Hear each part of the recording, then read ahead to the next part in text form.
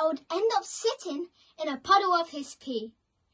So I started out of the window and imagining myself on rollerblades, riding alongside all the cars and the faster than them, so fast they was a jet of fire blazing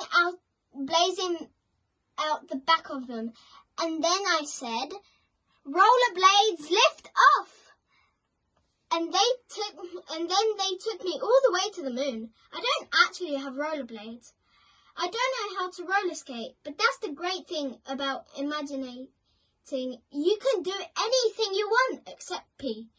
For that, we had to stop on the shoulder of the road so Isa could let it out. I asked my parents why it was called the shoulder.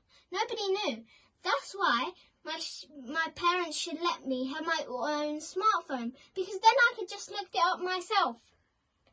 That night, while we pretended to be asleep on our new row of mattresses on Artie Summerhead's living room floor, Razor told me that Daniel was right. We were all going to be kicked out the country, and we were probably going to have a World War III.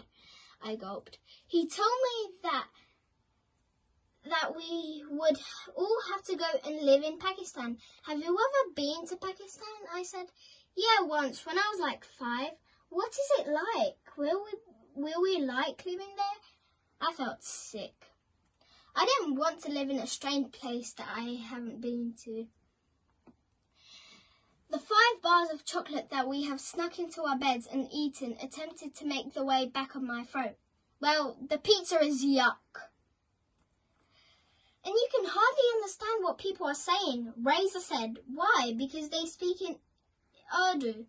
You can't speak in Urdu, can you? No, I lay awake for ages after Razor had fallen asleep.